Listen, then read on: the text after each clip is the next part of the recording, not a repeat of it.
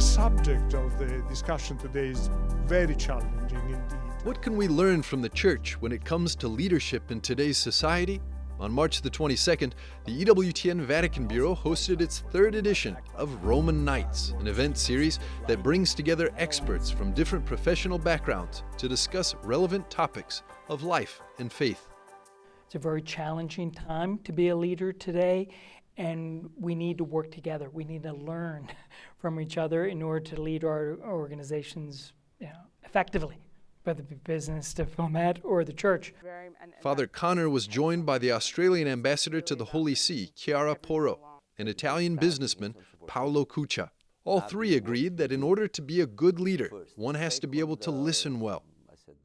I do think that listening is one of the biggest qualities and skills of any leader, and I was very much struck, I still remember this very clearly, when I met Pope Francis to present my credentials, how intently he was listening to me. It was quite an incredible experience, and I almost felt I had to stop speaking because I was talking too much. I have many people in our organization that have shown leadership by their very commitment to want to give their life to love, as you said, totally, for the church and for mankind. Thank you.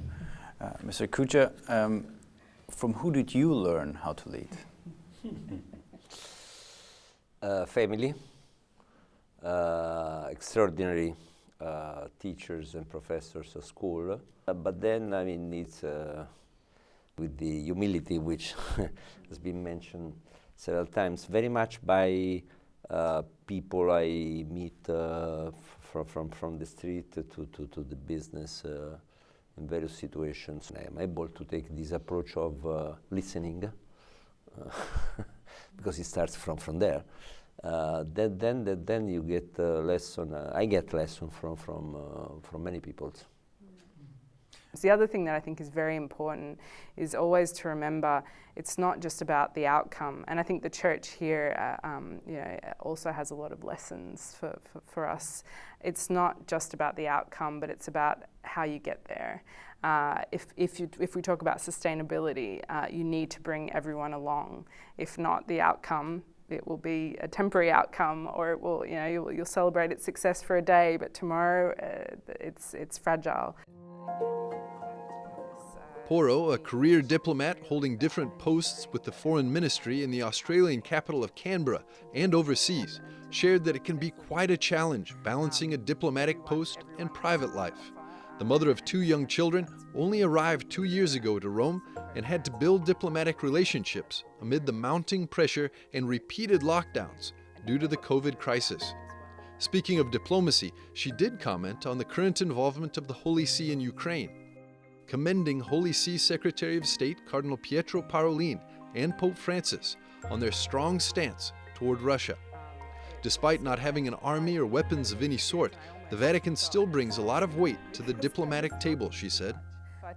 I think what the Holy See really can add and can bring, and what Pope Francis is doing, including speaking today with the Ukrainian president and with the head of last week with the head of the Russian Orthodox Church, he's trying to create those opportunities for dialogue to bring the sides together. And I think it's quite remarkable as well that the Ukrainians are calling for the Pope to visit, which just shows the power that the church can bring to these situations. We constantly need. In conclusion, the speakers agreed that love was at the core of leadership. Father Connor urged the audience to collaborate in building communities where people feel respected and accepted, in business, organizations, and in society as a whole. The evening concluded with a light reception where further ideas were shared and leadership discussed more in depth.